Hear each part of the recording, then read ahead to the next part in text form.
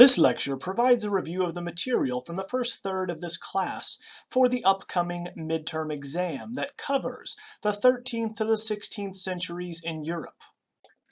The first section of the exam will be comprised of 20 multiple-choice questions. These are terms taken from the handouts that are not in bold.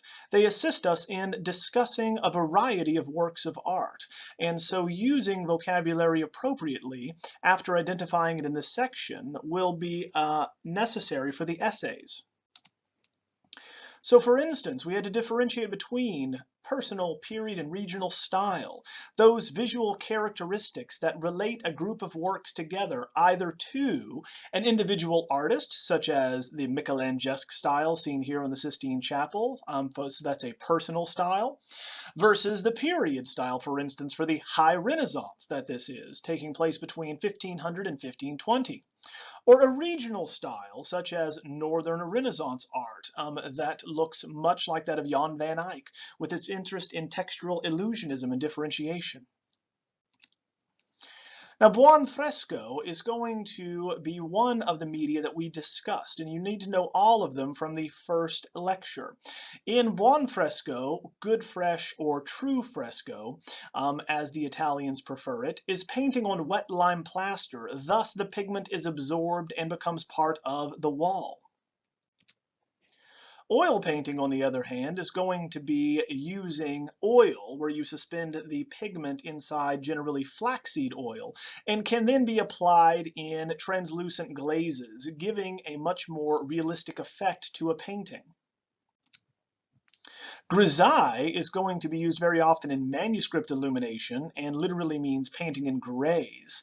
So we find here we are going to be using black and white in order to illustrate these various stories, often showing a parallel or typological association with the Old Testament and the New Testament.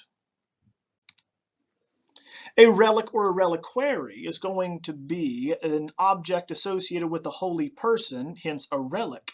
And a reliquary, as seen here, is going to be an object that holds a relic, such as the Virgin's hair seen here. A sacra conversazione is a subject that is native to Italy, and specifically central Italy, where we have a gathering of holy persons from different chronological periods brought together, generally in heaven with a gold background, to converse. Hence, sacra conversazione means a holy conversation.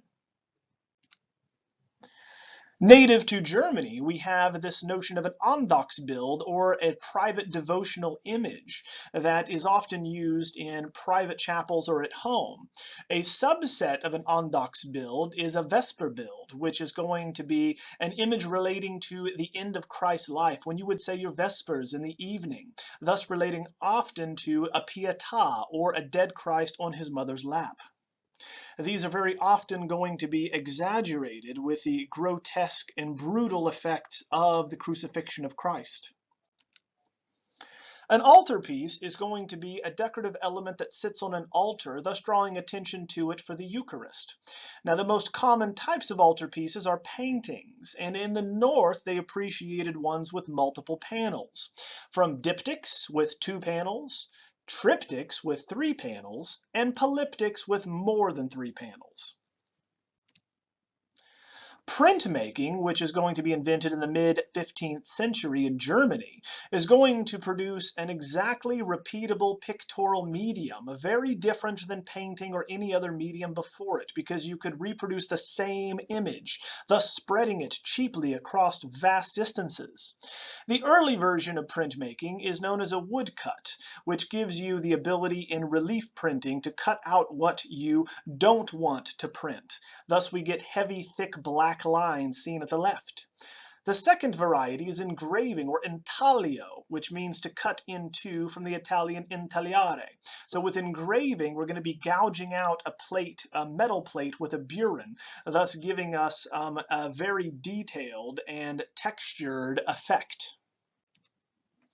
Intuitive perspective, on the other hand, is going to appear as though parallel lines converge at a distance. As in this example in the Ghent altarpiece, it looks as though the room in which the Gabriel and the Virgin Mary occupy is going to be receding very predictably with the lines on the floor. We can trace them. However, they do not actually converge on the same point, so it is intuitive, not linear. Linear perspective, on the other hand, is going to find that all of the parallel lines or orthogonals are going to converge on the vanishing point, and that is where infinity is going to lie, in this case at the foot of the cross, where the horizon line is, where the earth and sky would meet in an outdoor setting. This is a mathematical way instead of a coloristic way to suggest depth on a two-dimensional surface. In architecture, we find the Renaissance also revives the modular church design as we discussed in the Romanesque era, whereby we have the module, generally of the crossing of the church, where the nave and transept cross will form the geometric unit of space that will then be applied throughout the rest of the church, especially the transept, the apse, and the nave, as seen here. Now, chiaroscuro, literally translating light and shade, is a way in which to suggest depth and or a surface variation in a two-dimensional work of art, either in drawing or painting.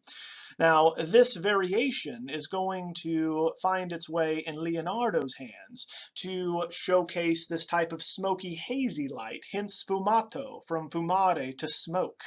And so we have this atmospheric veil placed over the figures with his very gentle version of chiaroscuro, whereby the transitions between different planes are going to be blurred.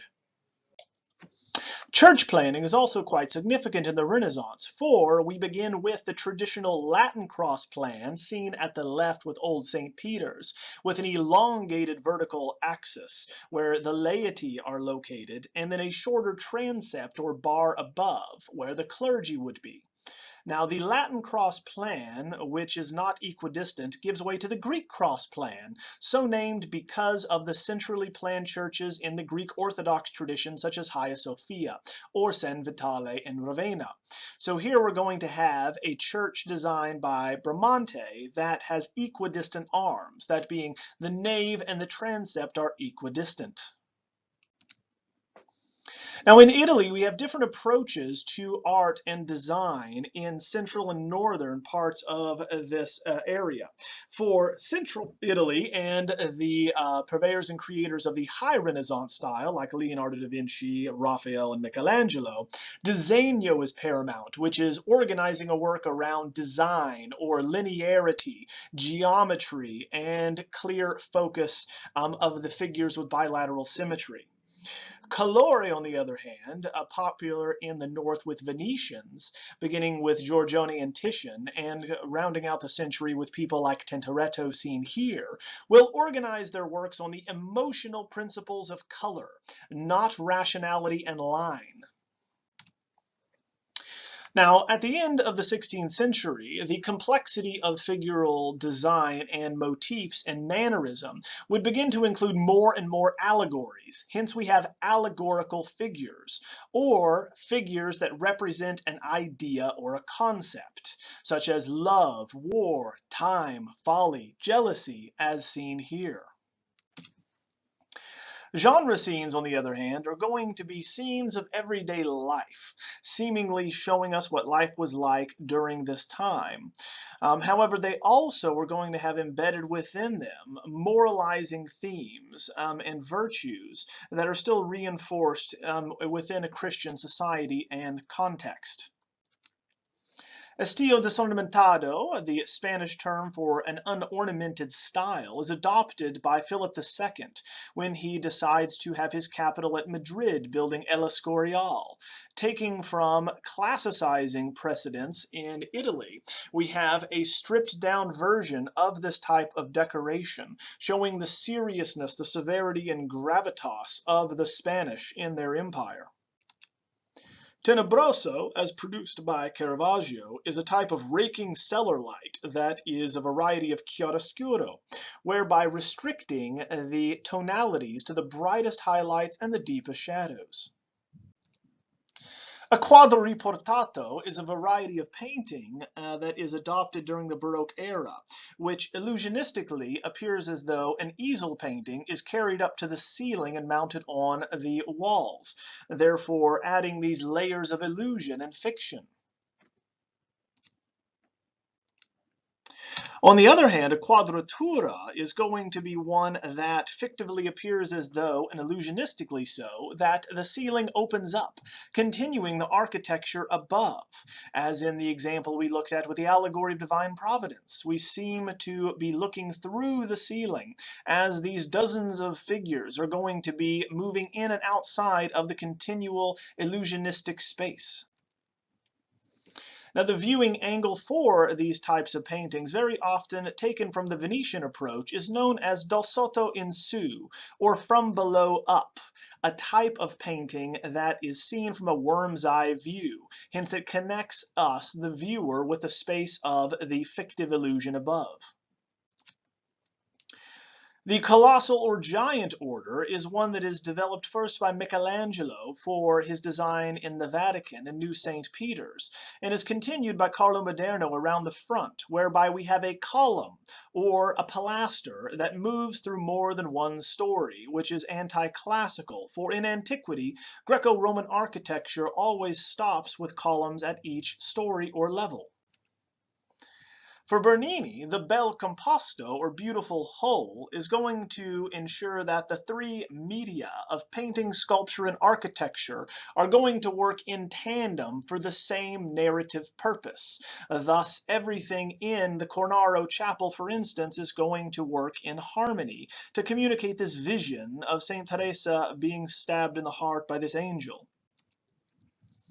A concetto, as is designed by Bernini in the Piazza of St. Peter's, is a conceit or an organizing idea or principle.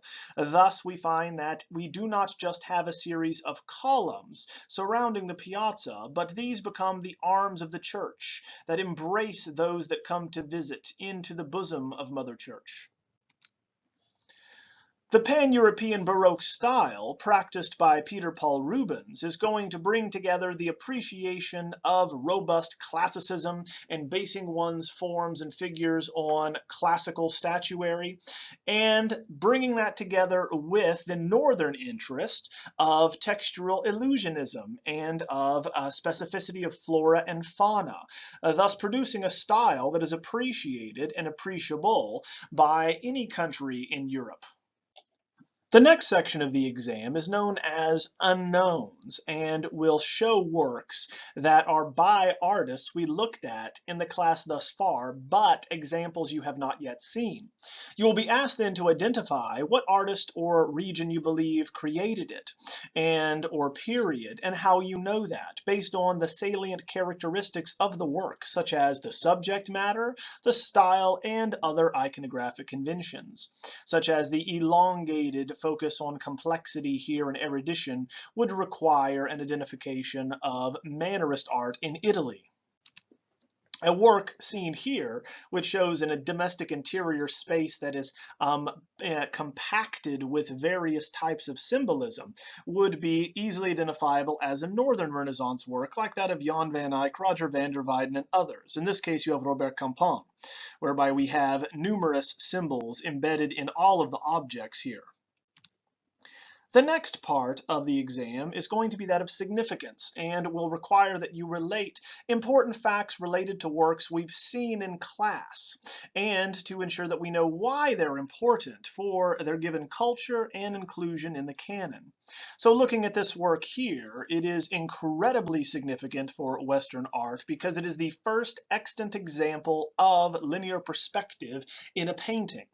We did have an earlier sculptural example by Donatello, but this is very important and influential for artists will come to study, changing the course of art in the West, as we now have a way in which to convincingly showcase and demonstrate three-dimensional space on a two-dimensional surface using geometry.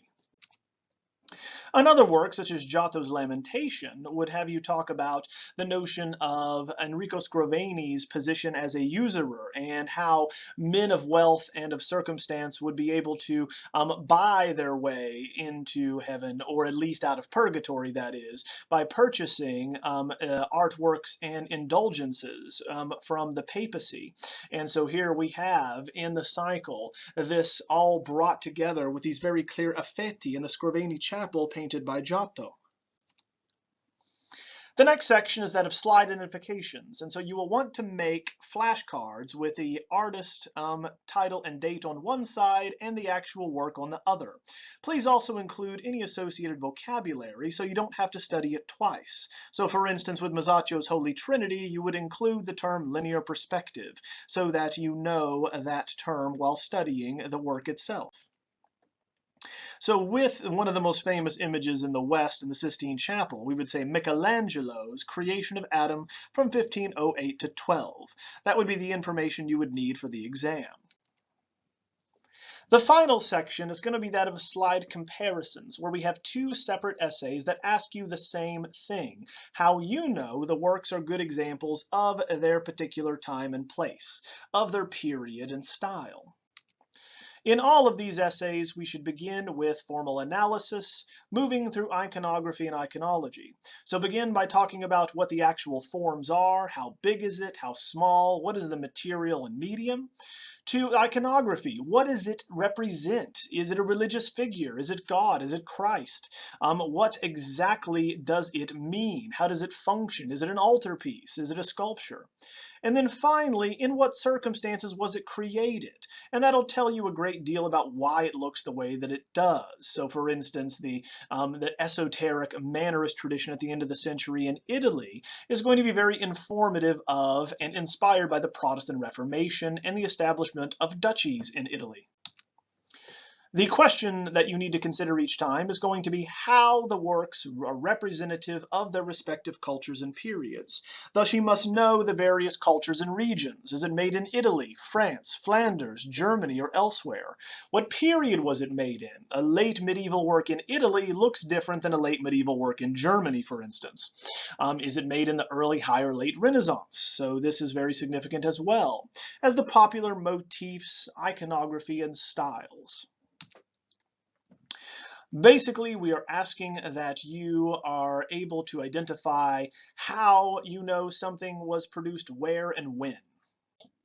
For instance, in looking at Cimabue's Madonna enthroned with angels and prophets, we would be able to identify it as a late medieval work from Italy, or a precursor to the Renaissance, whichever you prefer, as the style used is of the maniera greca, or the Byzantine manner that emphasizes these outlines, chrysography, and gold.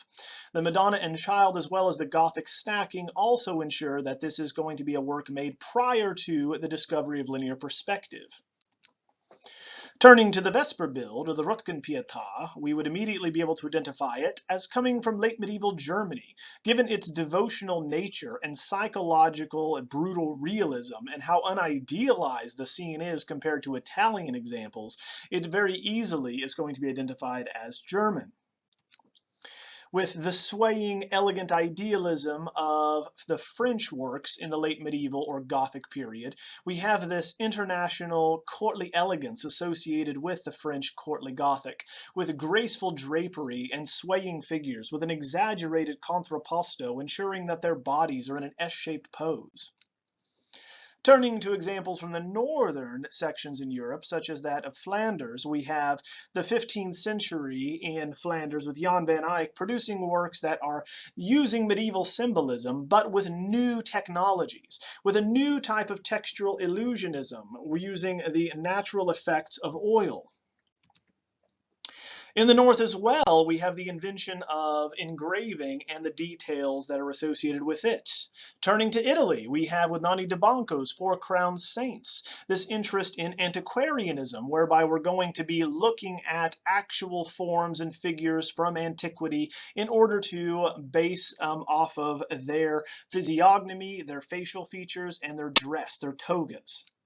So that's why we have this interest in the Renaissance, in humanism and antiquarianism.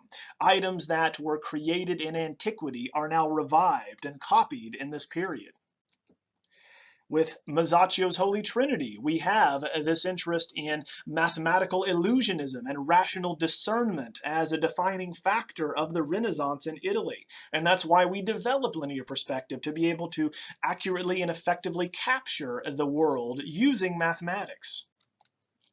In structures as well in the early Renaissance, we have this interest in mathematical harmony and unity, as each part of Brunelleschi's designs would relate to other areas in a structure, such as the width of the nave or aisle, equaling 2 of which in the central section of the nave. Turning to the High Renaissance, we have an interest in monumentality, in ancient forms and architecture, and a unity between multifigural compositions embedded within large structural edifices. This one, of course, bringing together the notion of balanced chaos, much like we have in the High Classical era in ancient Greece. We have a bilaterally symmetrical scene and radiating ellipses of figures that are all exchanging ideas in a vibrant fashion, yet it is still balanced with this massive architecture, drawing our eye section by section down to Plato and Aristotle. The notion of humanism and that man is the equivalent of God can be seen quite literally in the creation of Adam here by Michelangelo, in which we're going to see that God is a mirror image of Adam, who he has created in his own image with his mind in this way. Thus we have the primordial spark and the ability to create like God embedded within him. And now, in mannerism, we begin challenging the rational and classical discernment and expectations that we have come to see in the Renaissance. And now we're going to adopt things that are anti-naturalistic, that are going to be irrational, using scenes that are elegant, that do not have subjects placed in the center, that use, again, coloration that is irrational and unnatural, yet elegant and refined as is appropriate to a courtly culture developing in Tuscany. The same can be seen at the end of the century, when the focus is not on the message, but instead meraviglia, or the marvelousness that we are to take with the skill that Jean Bologna has in creating a massive series of figures stacked one on top of the other, spiraling upwards, that we must walk around to understand in this multi-directional approach. Later in the century as well, we have the colore or coloristic approach of Venetians like Tintoretto, whereby we understand these scenes very dramatically lit, and the composition is drawing us into the background quite rapidly, as it is going to be at an angle, a radical angle to the picture plane. And Christ, picked out with this halo behind his head, is in the center of the work, but far in the midground. So, for instance, in a Northern Renaissance work, we would want to point out that this is a genre scene that is interested in showcasing what everyday life would look like, while still embedding medieval symbolism and showing an interest in textural illusionism. The altarpieces of the North as well are going to, like the Vesper builds before it, showcase the brutal psychological realism that goes along with the type of executions the crucifixion would cause and the injuries it would cause. Thus we have this emphasis on the broken, bloodied aspects of this event.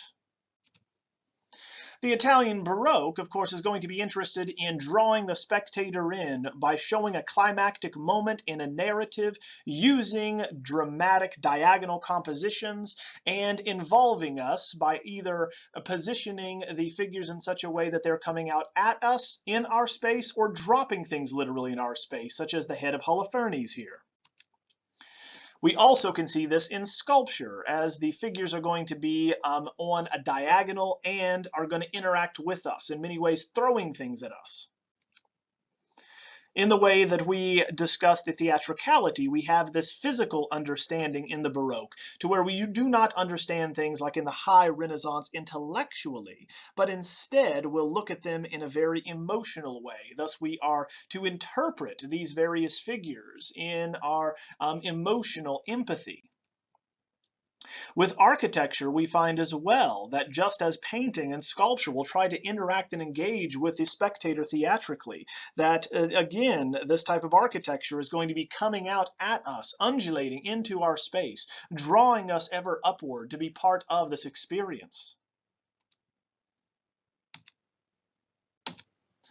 The Flemish Baroque, on the other hand, thanks to people like Peter Paul Rubens, is going to be interested in communicating not only to a southern European audience, but to a northern one, thus bringing together the pan-European Baroque, whereby we take the Italianate classicism and ancient statuaries and idealized big, muscular, beefy figures, and combine that with an interest in delicacy of flora and fauna, specific types of dogs, of trees, of astronomical phenomena. In the north as well, we find with portraits that are very common in the Dutch Netherlands, that we have this notion of movement, unifying a group here as they are all engaged in the same activity.